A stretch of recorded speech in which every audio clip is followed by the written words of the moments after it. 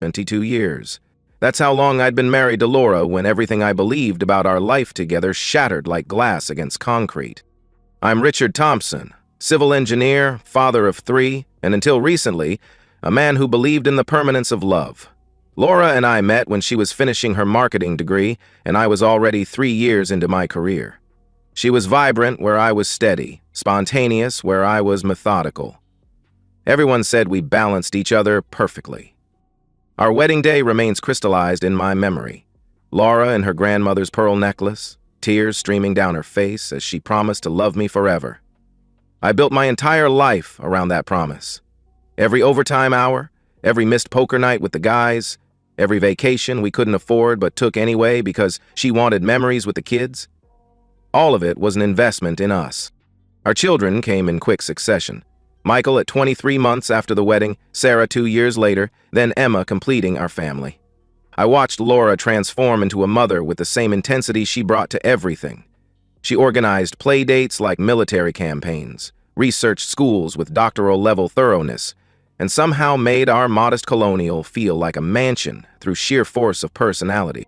The years blurred together in that comfortable way marriages do. Soccer practices, anniversary dinners at Giuseppe's, the ritual Sunday breakfast where Laura made her famous blueberry pancakes.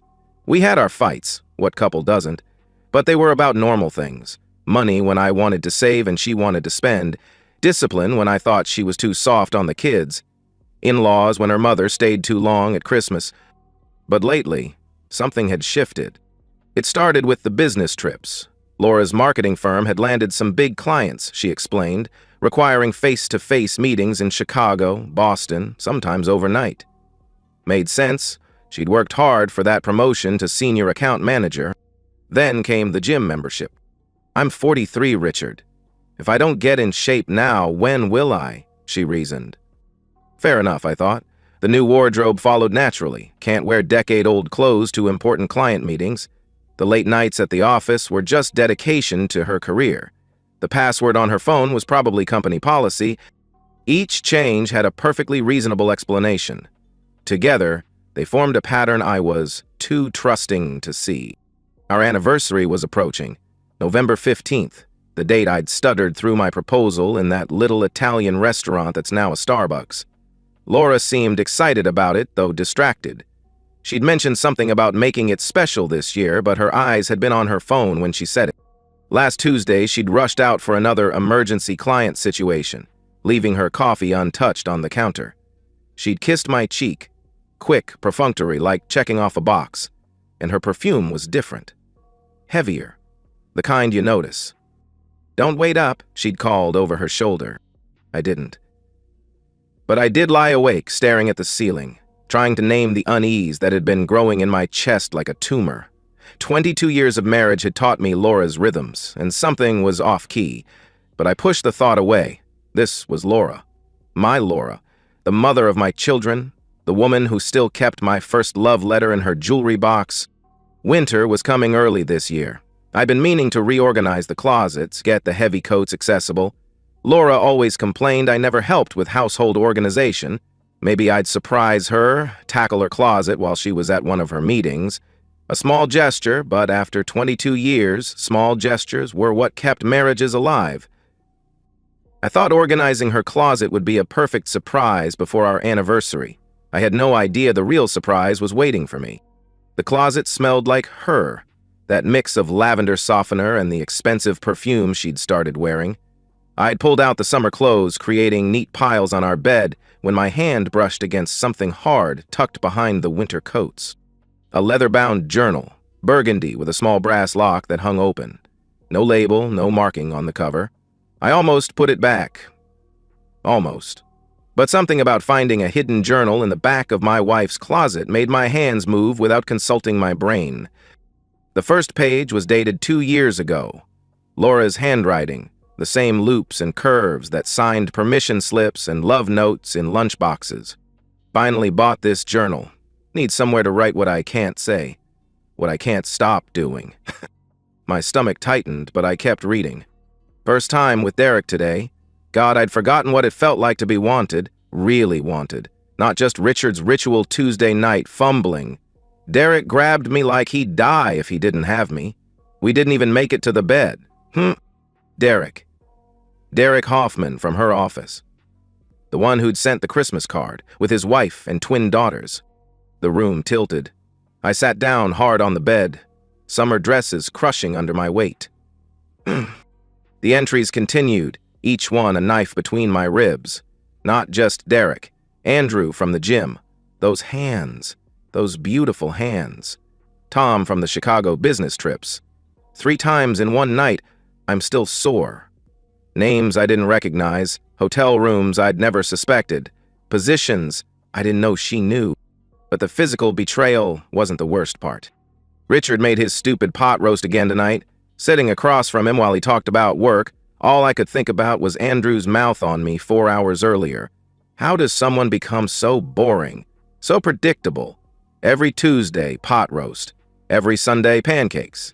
Every night, the same routine. Shower at 9:30, news at 10, asleep by 10:45.20. Years of the same man doing the same things the same way. My hands shook. Pot roast was her favorite. She'd asked me to make it. The kids think he's a hero. Dad works so hard for us. If they only knew, their father is the human equivalent of watching paint dry. All those overtime hours he's so proud of, they're the best part of my week. Means I can see Tom without making excuses. Sometimes Richard looks at me with those puppy dog eyes, so full of love, and I want to scream. How can someone be so oblivious? I made love with Derek in our bed last month when he was at that conference. Washed the sheets, but kept Derek's cologne on the pillow just to see if Richard would notice. Nothing. He noticed nothing. Probably thinking about load-bearing walls or whatever engineering fills that predictable brain. The journal slipped from my hands. I ran to the bathroom, barely making it before 22 years of marriage came up with last night's pot roast. When I could stand again, I returned to the journal.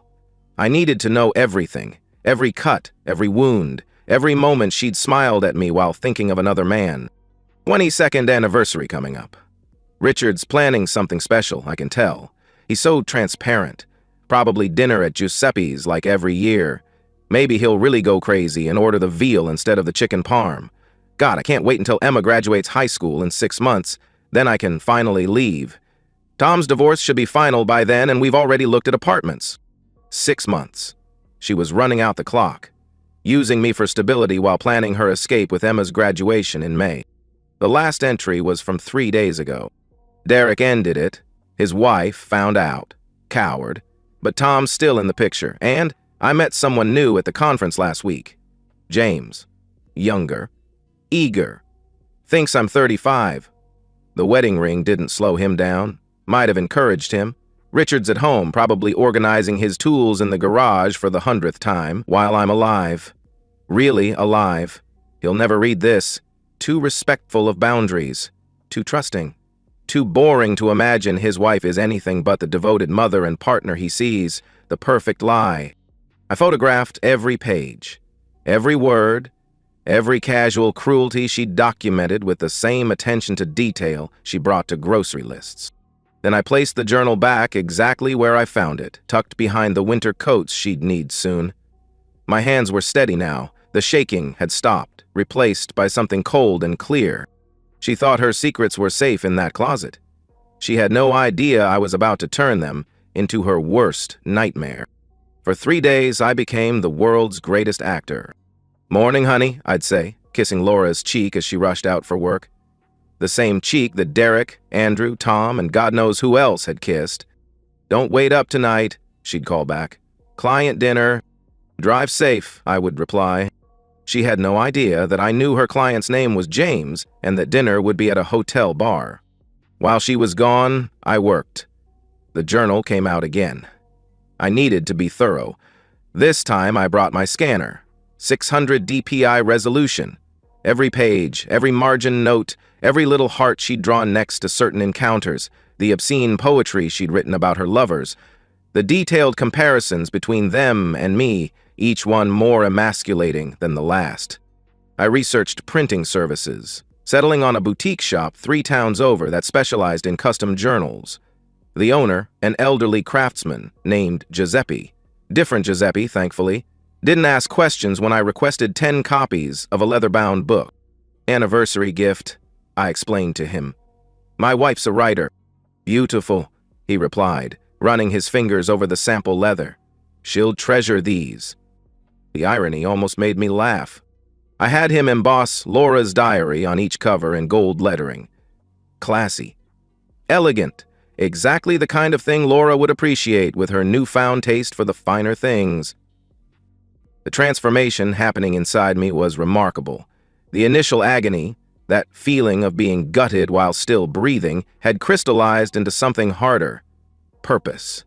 I found myself studying Laura with scientific detachment. The way she checked her phone and smiled. The new lingerie in the laundry that I'd never seen her wear. The receipts for lunches at places she claimed she'd never been.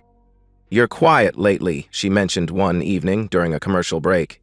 We were watching some show she'd chosen, something about beautiful people having beautiful problems. Big project at work, I replied.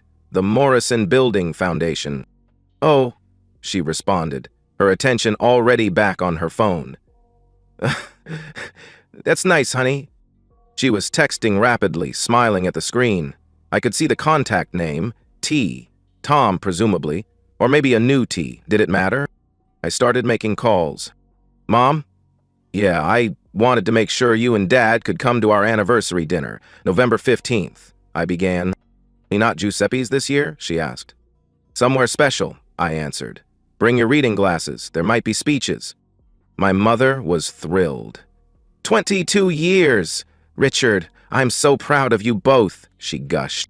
Laura's parents were next. Her sister, Jennifer, our 3 kids, Michael, home from law school, Sarah from her engineering program, and Emma, who was finishing her senior year of high school and could drive up for the evening. The Indian patients almost always brought Sarah, who was, among others, the sweetest person. Dad, you never do anything big, Sarah said suspiciously when I called. Is everything okay? Everything's perfect, sweetheart, I assured her. I just want to celebrate what your mother and I have built. The restaurant was easy. La Bernardina, the place Laura always said was too expensive for regular occasions. I booked their private dining room. Special menu? The manager asked. Just your regular offerings, I replied. But I'll be bringing some reading material for the guests, custom anniversary gifts. How thoughtful, sir, he commented. Everyone said that. How thoughtful, how romantic, how devoted. I watched Laura lie with newfound fascination. Running to the store meant a 2-hour absence. Coffee with Jennifer? When Jennifer was posting from her vacation in Florida. Early meeting, when her office didn't open until 9 and she left at 6:30. The night before our anniversary, she modeled a new dress. What do you think? She asked, turning in front of the mirror. Too much? It was red, expensive. Nothing like the Laura who used to buy clothes at Target. But then, that Laura was fiction. This was the real woman. The one who wrote about how my touch made her skin crawl. Perfect, I said. Absolutely perfect. She smiled, pleased. I want tomorrow to be special. 22 years, Richard. Not everyone makes it this far, she declared. No, I agreed, thinking of the 10 leather-bound books locked in my office. They certainly don't. She was planning another business trip the following week, while I was planning her complete destruction. The anniversary she thought would celebrate our love would become her funeral. La Bernardina glowed with soft candlelight. I'd arrived early, placing a leather-bound book at each seat, covers face down. The manager had raised an eyebrow but said nothing. The deposit I'd paid bought privacy and discretion. My family arrived first. My parents, looking older but dressed in their best. Laura's parents next, her mother clutching a gift bag. Jennifer came with her husband Paul, then our children. Michael looked sharp in his law school interview suit. Sarah had driven 3 hours from her university. Emma, still in high school but trying to look sophisticated, wore the dress Laura had bought her for homecoming. Dad, this place is incredible, Michael said, looking around. Must be costing a fortune. Your mother deserves it, I replied. Laura arrived fashionably late, as planned. The red dress, the new perfume, the perfect makeup. She'd been at the salon. I'd seen the credit card charge. Every head turned as she entered. Oh, Richard, she gasped. taking in the private room, the flowers, the gathered family. "This is too much." She kissed me, full on the mouth, performing for our audience. I tasted someone else's morning on her lips. 22 years, I announced once everyone was seated. 22 years with this remarkable woman. Laura dabbed at her eyes. "Oscar-worthy." "I wanted tonight to be unforgettable," I continued. "I wanted to share something special with the people who matter most to us. You've all been part of our journey, our story. So I've prepared something, a gift that captures the essence of what Laura and I have built together." I gestured to the books. "Please, everyone, turn them over." Laura's diary gleamed in gold letters. Laura's wineglass stopped halfway to her lips. "Richard, what?" she began. "Page 1, I interrupted. "Let's start at the beginning." My mother opened hers first, reading aloud before I could stop her. "Finally bought this journal. Need somewhere to write what I can't say, what I can't stop doing." "Mom," I said gently, "maybe read silently first." The room fell quiet except for turning pages. I watched the faces change, my mother's confusion, Laura's mother's growing horror, Jennifer's gasp when she reached the part about being used as an alibi. "Michael," I said to my son, "page 43 might interest you. The entry about family dinners." His face went white as he read his mother's words about how boring our family meals were, how she counted minutes until she could text her lovers. "Sarah, page 87. About those business trips you were so proud of her for taking," I directed. My daughter's eyes filled with tears as she read about hotels and strange men. "Emma, sweetheart. Page 102, where she talks about waiting for you to graduate so she can leave," I added. My youngest looked up at her mother, devastation written across her 18-year-old face. "You were going to leave Dad after I graduate?" she asked, her voice breaking. "In 6 months?" Laura stood, her chair scraping. "This is... Richard, how could you?" she demanded. "How could I?" I laughed, actually laughed. "Jennifer, would you mind reading page 90? The part about Derek?" Jennifer's voice shook as she read. "Derek? Derek Hoffman. Laura, you... with my friend's husband?" she asked in disbelief. "Page 120 mentions Andrew from your gym," I told Paul, Jennifer's husband. "You might recognize the encounters she describes. Apparently she gave him your workout schedule to avoid running into you." Laura's parents were scanning pages frantically now. Her mother found the entry about their 40th wedding anniversary party and read aloud, "Had to leave early, told them Emma was sick, really meeting Tom at the Marriott, had intimacy with him, thinking about how my parents would die if they knew their perfect daughter was on her knees in a hotel bathroom." "Laura Michelle," her father's voice was ice. "Is this real?" "Daddy, she stammered. "I am hurt. Is this real?" he shouted. She couldn't answer. The evidence was in their hands, in her handwriting, dated and detailed. 2 years, I said, my voice carrying over the chaos, at least 2 years of affairs. Derek, Andrew, Tom, James, and others she didn't even bother naming.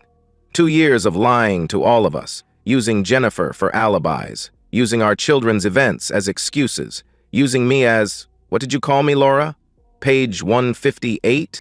Sarah read it aloud, her voice breaking. "The human equivalent of watching paint dry. So boring, I want to scream. Thank God for Tom's or I'd go insane in this suburban prison." "Sarah!" Laura reached for her daughter. "Don't touch me," Sarah pulled back, recoiling. "Don't you ever touch me again." Michael stood, his father's height, but his mother's eyes now cold with disgust. 22 years, Mom. 22 years of Dad working himself to death for us, and this is what you were doing?" he said with contempt. "You don't understand," Laura began. "Page 212, I interrupted. "Michael, she writes about your law school acceptance celebration." He found it, read silently, then threw the book at the wall. Sat through Michael's boring speech about following his dreams. Richard actually cried when Michael thanked us. Pathetic. At least sneaking out early for Tom made the evening worthwhile, he recited from memory. Emma was sobbing now. Laura's mother held her, glaring at her daughter with a fury I'd never seen. "How?" Laura turned to me, mascara streaming. "How did you find it?" "I was organizing your closet," I said simply. "Trying to do something nice for our anniversary. Funny how trying to help you led me to the truth about what you really are." "These are private thoughts. You had no right," she protested. "Private?" Jennifer laughed bitterly. "You wrote about having intimacy with men in the bed you share with your husband. You documented using me to cheat. You celebrated deceiving your children. Private ended when you made us all fools in your story." The manager appeared, concerned by the raised voices. I handed him my credit card. "We'll be leaving shortly," I informed him. Laura looked around the table. Her parents' disgust, her sister's rage, her children's devastation, my cold satisfaction. The life she'd built while destroying our marriage was crumbling in real time. "Richard, please," she pleaded. "We can talk about this. Counseling." "Page 301, I said. "Your thoughts on counseling." She knew what she'd written. We all watched her face as she remembered. Richard suggested counseling after a fight about money, as if talking to some therapist could make him less pathetic. "The only therapy I need is Tom's dick twice a week and the countdown to Emma's graduation." "I'm done," Michael announced, standing. "I'm done with you." "We all are," Sarah added, helping Emma to her feet. "You're our children," Laura's voice cracked. "You can't just—" "Watch us," Emma said through her tears. The baby of the family, the one Laura had counted on graduating before leaving, delivered the killing blow. "I never want to see you again." They left together, my 3 children, supporting each other. Laura's parents followed without a word. Her mother left the gift bag on the table. I could see a wrapped photo album through the tissue paper. 22 years of memories that were all lies. Jennifer paused at the door. "I defended you," she said to Laura. "Every time Richard seemed stressed, I told him you were just focused on your career. I was helping you destroy him." "Jenny?" Laura started. "My name is Jennifer," she corrected coldly. "And if you ever contact me again, I'll share this diary with everyone we know." Then it was just Laura and me in the private dining room with 10 leather-bound books and the ruins of a marriage. "Why?" she whispered. "Why didn't you just confront me privately?" "Page 412, I said. "Would you like to read what you wrote about what would happen if I ever found out?" She shook her head, but I recited it from memory. "If Richard ever found out, I'd deny everything, make him think he's crazy. I'm smarter than him, always have been. I could convince him it's all in his head. Men like Richard don't leave. They forgive. They accept. They're too weak to start over." I stood, straightened my tie. "You were wrong about me, Laura, about everything. But especially about that," I declared. By the end of that anniversary dinner, Laura wasn't just exposed, she was completely erased from the life she thought was hers. The restaurant emptied slowly, other diners peering into our private room as they passed. Laura sat alone among the scattered books, her red dress a mockery of celebration. "You've destroyed everything," she said to the tablecloth. "No, Laura," I corrected her. "You did that. I just made sure everyone could see it." My lawyer, Bradley Morrison, yes, that Morrison building, was expecting my call.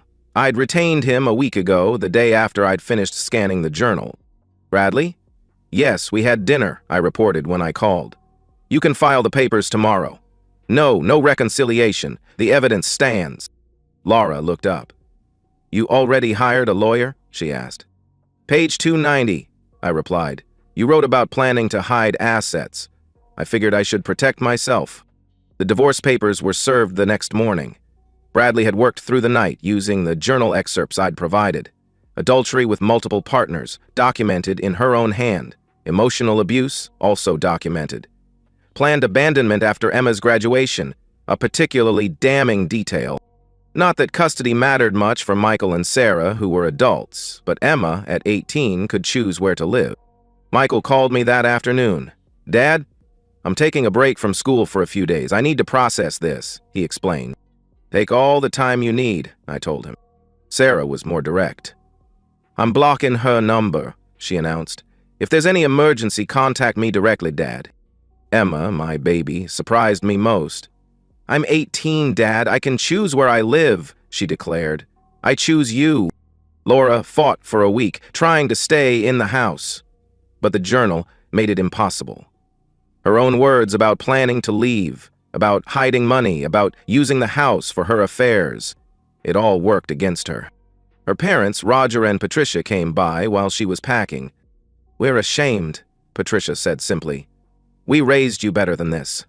Everyone makes mistakes. Laura started to defend herself.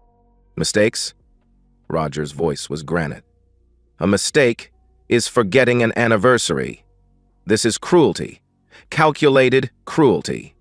You're not welcome in our home, he declared. The social exodus was swift. Our couple friends chose sides quickly. Turned out, Derek's wife had found out around the same time. She'd received her own copy of the relevant pages, courtesy of an anonymous source. Tom's wife got one too. Andrew's girlfriend. Every betrayed partner received exactly what they needed to know. Laura's workplace somehow got wind of the scandal. Using company time and resources for personal affairs, documented in her own handwriting, didn't play well with HR.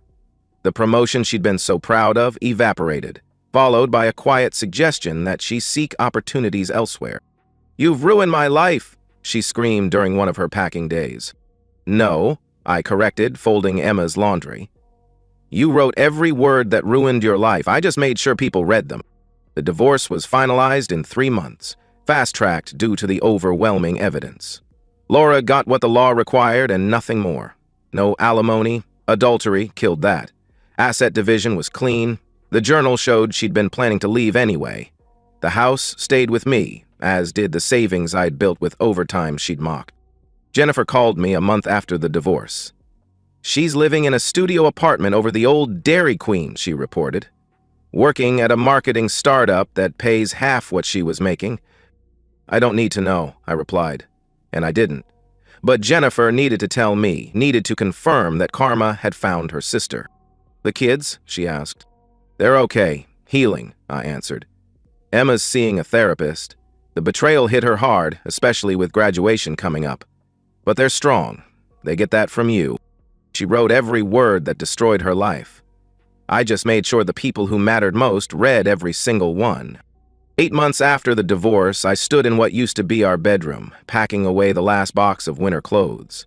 The closet where I'd found the journal was just a closet now. No ghosts, no hidden secrets, just empty hangers and the faint smell of cedar. Emma had graduated in May, 6 months after the anniversary dinner. The very graduation Laura had been waiting for to leave us. Laura wasn't in the audience. She'd sent a card. Emma threw it away, unopened. I don't have a mother, Emma had declared. I have a dad who's worth 2 parents. Roger, Laura's father, had called that morning. Thought you should know, he began. She reached out again, wanted money. And, I asked. I told her she'd made her choices, all of them. On paper, in ink, with dates and times. He replied firmly. The town was small enough that news traveled. Laura worked at a marketing startup on Route 9 that everyone knew was hemorrhaging clients. Her studio apartment above the old Dairy Queen had become a local landmark of sorts, where the woman who had everything lost it all. Jennifer occasionally updated me, unable to help herself. Laura had tried dating apps, but gave up when matches Googled her name. Tried joining a gym, but ran into Andrew's new fiancé. Attempted a book club, but found Derek's wife was a member. Every door she tried to open had someone behind it who knew exactly who she was and what she'd done. She asked about Emma starting college, Jennifer had mentioned last week. Wanted to know which school she chose. What did you tell her? I inquired. Nothing, Jennifer replied. There's nothing to tell someone who wrote that she was counting days until she could abandon her children. The children had found their own peace. Michael was back in law school, focused on contract law. Words matter, Dad, he'd said. Mom taught me that. Every word you write can come back to define you. Sarah was excelling in her engineering program, designing bridges. I build connections that don't break, she'd told me once, and we both knew she wasn't just talking about steel and concrete. Emma had surprised us all by choosing psychology for college. "I want to understand how someone can compartmentalize like that," she'd explained. "How can you kiss your children goodbye and then write about how they're obstacles to your happiness?" I couldn't answer that. I don't think anyone could. The house felt different now, lighter. I'd repainted, reorganized, replaced furniture that held too many memories. The kitchen, where she'd planned her deceptions while I cooked dinner, was now a space where Emma and I had tested new recipes before she left for college. The bedroom where she'd brought Derek was now just where I slept peacefully, alone, but not lonely. Sometimes I'd see her around town, at the gas station, pumping gas into a 10-year-old Honda instead of the Lexus she'd once driven. At the grocery store, buying generic brands with coupons. Once, at the bank, where she was arguing about an overdraft fee. She saw me that time, our eyes meeting across the lobby. For a moment, I saw the woman I'd married, or thought I'd married. Then I saw what she'd become. Thin, tired, wearing a coat I recognized from 3 winters ago. She opened her mouth as if to speak, then closed it. What was there to say? I walked past without acknowledging her. Not out of cruelty, but because she was a stranger now. The Laura I'd loved for 22 years had never existed. This woman, the real one, had documented exactly who she was in 512 pages of leather-bound truth. The last time Jennifer mentioned her, it was to say Laura had moved, somewhere 2 towns over, a smaller apartment, a job that paid even less. Running from a reputation that would follow her forever in the age of Google and social media. "She blames you," Jennifer had reported. "Says you destroyed her life out of spite." "She wrote the story," I replied. "I just made sure it wasn't fiction anymore." Standing in that empty closet, I thought about time and how we mistake its passage for security. Laura had believed that 22 years of marriage made her untouchable, that my predictability meant weakness, that time had made her secrets safe. But time isn't a hiding place, it's a multiplier. Every lie she told, every betrayal she committed, every cruel word she wrote, time hadn't buried them, it had compounded them. Added interest, made the final bill so large that payment took everything she had. The children still carried scars. Trust, once shattered, rebuilds slowly and never quite the same. They'd learned too young that love could wear a false face for decades, but they'd also learned that truth, however painful, was better than beautiful lies. I closed the closet door and carried the box to the garage. Winter was coming again, but I was ready for it. The house was warm, the bills were paid, and the people who mattered, really mattered, would be home for Christmas. Michael from law school, Sarah from her engineering program, and Emma from her freshman year studying psychology. Laura was out there somewhere in her small apartment, living with the consequences of every word she'd written. No family gatherings, no children's phone calls, no anniversary dinners, just the hollow echo of a life she'd hollowed out herself, documented with her own pen.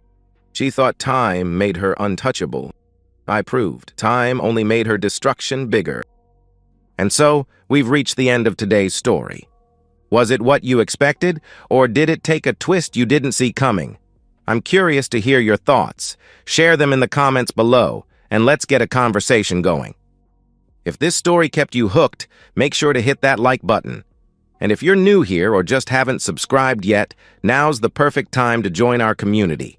I bring you fresh, captivating stories every day, so click that subscribe button and turn on notifications so you never miss out.